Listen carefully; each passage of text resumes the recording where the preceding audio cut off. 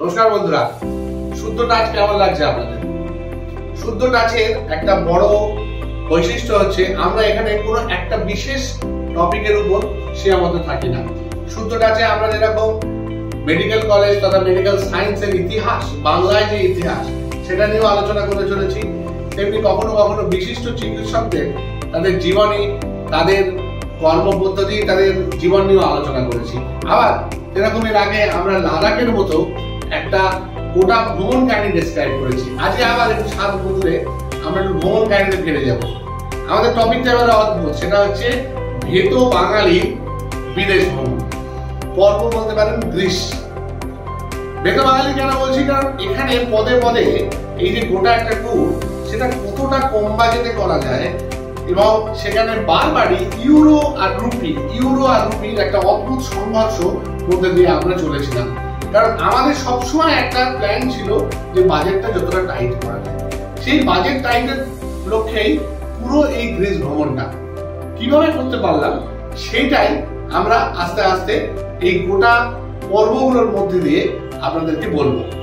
ভালো লাগলে সাবস্ক্রাইব করবেন, লোকজনকে শেয়ার করবেন এবং অবশ্যই আমার মতো করে পারলে একটু বিদেশ ঘুরে আসুন। আমরা যেন উপমণ্ডকের মতো নিজেদের জায়গায় আটকে না থাকি, আমাদের মধ্যে যেন একটা বিস্তার তৈরি হয়। এবং বিশ্বাস করুন, খুব বিরাট বাজেট নয়, কিন্তু চেষ্টা করলে কিন্তু আপনি বিদেশ যেতে পারেন। কিভাবে যাবেন দেখতে থাকুন।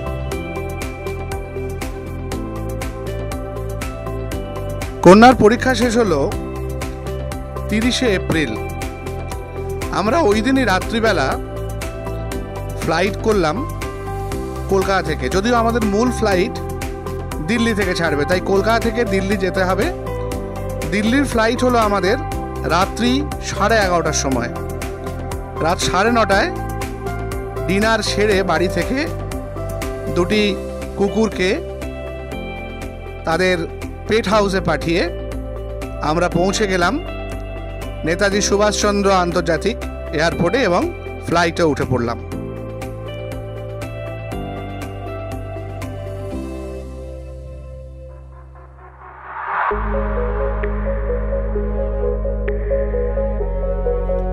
মধ্যরাতে পৌঁছালাম দিল্লিতে, ইন্দিরা গান্ধী আন্তর্জাতিক এয়ারপোর্ট। অসাধারণ এবং যথেষ্ট ব্যাপ্তি নিয়ে এই এয়ারপোর্ট, আমাদের চোখে ঘুম, কিন্তু তার মধ্যে লাগেজ ইত্যাদি নিয়ে আমাদের এখানে সময় কাটাতে হবে প্রায় ঘন্টা 3, কারণ ভোরবেলা আমাদের ফ্লাইট এখান থেকে ছাড়বে।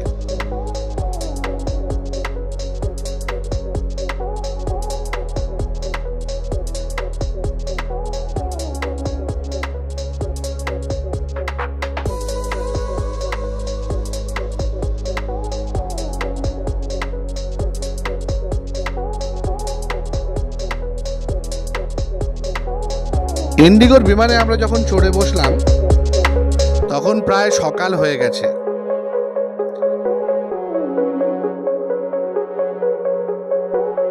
আমরা প্রায় 6.5 ঘন্টা ফ্লাইটে ছিলাম, কিন্তু আমরা পিছনের দিকে যাচ্ছিলাম বলে বেশ সকালবেলায় পৌঁছালাম ইস্তাম্বুল এয়ারপোর্টে। ইস্তাম্বুল এয়ারপোর্ট সারা পৃথিবীর বৃহত্তম এয়ারপোর্টের মধ্যে একটি, এবং সেখানে জাঁকজমকের ছড়াছড়ি, অত্যন্ত সুন্দর এবং মনোমোহিনী এয়ারপোর্ট। এবং তখন চলছিল রামাদান, মানে আমাদের রমজান মাস, এবং সেখানে অদ্ভুত অদ্ভুত সমস্ত খেলা চলছে। কখনো কেঠোপা নিয়ে রণপা নিয়ে লোকজন হেঁটে বেড়াচ্ছে, কখনো বিভিন্ন সাজ পোশাক পরে ওখানকার স্থানীয় অধিবাসী আমাদের বিভিন্ন রকমের রঙ্গ তামাশা দেখাচ্ছে। গোটা এয়ারপোর্টটা ইস্তাম্বুলের ধাঁচের ছোট ছোট ঘরে সুন্দরভাবে সাজানো, এমনকি এই গোটা এয়ারপোর্টের মধ্যে একটা আস্ত মিউজিয়াম পর্যন্ত আছে, যেটাতে টিকিট কেটে ঢোকারও ব্যবস্থা আছে। আমাদের সময় ছিল অনেক, এখানেও প্রায় আমাদের 6 ঘন্টা লেওভার। তো এখানে একটা নির্দিষ্ট সময় আমরা কাটালাম। তারপর আমরা উঠলাম এথেন্সের এয়ারপোর্টের উদ্দেশ্যে ছাড়া ফ্লাইটে। এবং এখান থেকে এথেন্সের সময় অত্যন্ত কম, 45 মিনিট থেকে 1 ঘন্টা এখানে ফ্লাইটে লাগে। প্রায় 6 ঘন্টা লেওভারের পর ফ্লাইটে উঠে আমরা রওনা হলাম এথেন্সের দিকে। এথেন্স পৌঁছতে আমাদের রাত্রি হয়ে গেল। অসাধারণ রাস্তায় এয়ারপোর্ট থেকে আমরা পৌঁছালাম হোটেল এপিডরবোসে। এই হোটেলটি অ্যাক্রোপলিসের খুবই কাছে। অ্যাক্রোপলিস যেটা অ্যাথেন্সের মূল দ্রষ্টব্য, তার খুবই কাছে ছিল। তাই সেখানে আমরা এসে রাত্রিবেলার ডিনার সেরে তাড়াতাড়ি শুয়ে পড়লাম। সকালবেলা আর্লি মর্নিংয়ে আমরা রওনা হব অ্যাক্রোপলিসের দিকে মেট্রো করে।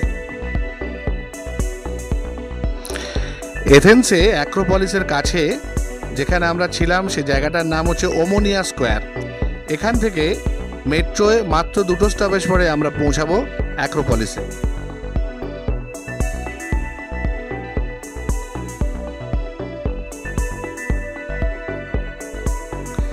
আমরা পৌঁছে গেছি অ্যাক্রোপলিসের কাছে। অ্যাক্রোপলিস আমাদের সামনে দেখা যাচ্ছে, আর আমরা অ্যাক্রোপলিসের সামনের রাস্তায়।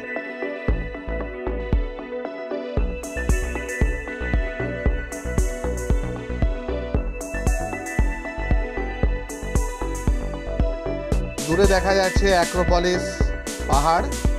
আমরা টিকিটের লাইন দিয়ে টিকিট কেটে আমাদের প্রায় চূড়ায় উঠতে হবে।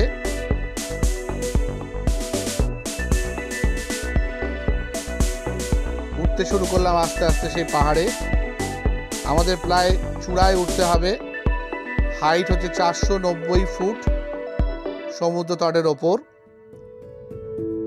এই অংশটি গ্রিসের প্রাচীনতম অংশ। বলা হয় ব্রোঞ্জ যুগেও এই পাহাড়টা বিরাজ করত, যদিও তার কিছুই এখন অবশিষ্ট নেই, কেবল একটা ছোট চুনা পাথরের কলম ছাড়া। আমরা আস্তে আস্তে উঠছি। রোদ উঠেছে, আমরা অনেক সকালে এসেছি, তাই পর্যটক এখনো অনেক কম। সময়ের সাথে সাথে অনেক পর্যটক এখানে আসেন, কারণ এই পাহাড়টি সবচেয়ে ঐতিহাসিকভাবে গুরুত্বপূর্ণ এবং দ্রষ্টব্য গ্রিসের ক্ষেত্রে। বিভিন্ন সময়ে এই পাহাড়ে বিভিন্ন রাজার রাজত্ব হয়েছে। একদিকে যেমন ব্রোঞ্জ এজ, অন্যদিকে 7ম এবং 6ষ্ঠ সেঞ্চুরি বিফোর ক্রাইস্ট মানে বিসি, সেই সময় পর্যন্ত এর আর্কিটেকচার আমরা জানতে পারি। এটি একটি পিলার দেয়া স্থাপত্য অংশ। এই অংশটির বেশিরভাগ অংশই ভেঙে গেছে। অনেকে এটিকে এথেনার প্রাচীন টেম্পল বা ওল্ড টেম্পল অফ এথেনাও বলে থাকেন। এই গোটা অ্যাক্রোপলিসের বিভিন্ন স্ট্রাকচারের ম্যাপ রয়েছে। এটি একটি বিরাট বড় থিয়েটার হল, থিয়েটার অফ ডিনিসাস বলা হয় এই অংশটাকে।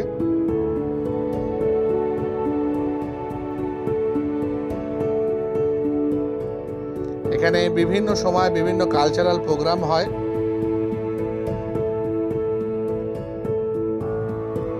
বিরাট বড় ওপেন থিয়েটারের মতো একটা অংশ, এবং দূরে পুরো গ্রিস শহরের এক অসাধারণ সৌন্দর্য। আমরা চলে এসেছি এসক্যালোপিয়াসের মন্দিরের কাছে। আমাদের চিকিৎসা বিজ্ঞানের যিনি দেবতা ছিলেন এসক্যালোপিয়াস, তার এখানে মন্দির। এখানে সমস্ত গ্রিক দেবদেবীর মন্দির ছিল এক সময়, কিন্তু কালের অমোঘ নিদানে বেশিরভাগ জায়গায় এখন ভেঙে গেছে। একটা সময় 460 থেকে 430 বিসি সময়টাকে গোল্ডেন এজ অফ এথেন্স বলা হতো। সেসব এখন ধ্বংসাবশেষ, ধ্বংসস্তূপে পরিণত হয়েছে। ব্যাটেল অফ ম্যারাথন এখানে হয়েছিল 490 বিফোর ক্রাইস্টে। এখানে অলিম্পিয়ান টেম্পল আছে, এবং সবচেয়ে ওপরে যে অংশটি সেটিতে আমরা একটু বাদে পৌঁছাবো। এখন আমরা দেখতে পাচ্ছি গোটা গ্রিস শহর আর দূরে সমুদ্রকে একদম অ্যাক্রোপলিস পাহাড়ের চূড়া থেকে।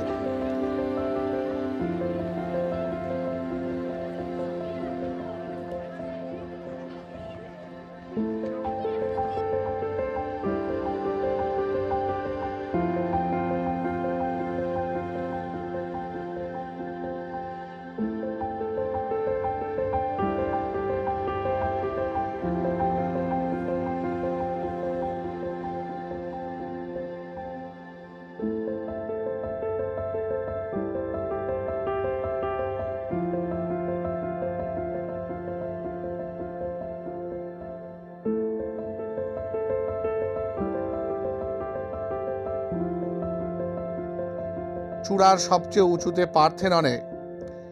পার্থেনন বর্তমানে মেরামত হচ্ছে। পার্থেনন একটা স্ট্রাকচার যেটা বিভিন্ন সময়ে বিভিন্ন রকমভাবে ভাঙা গড়া হয়েছে। এই স্ট্রাকচারটি সবচেয়ে গুরুত্বপূর্ণ এই বিশেষ অ্যাক্রোপলিস পাহাড়ের।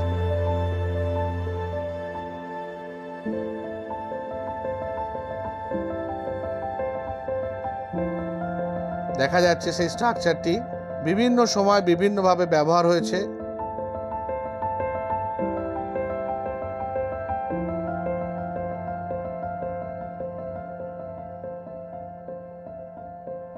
এখানে 4টি নারী মূর্তি দিয়ে একটি স্ট্রাকচার তৈরি হয়েছে।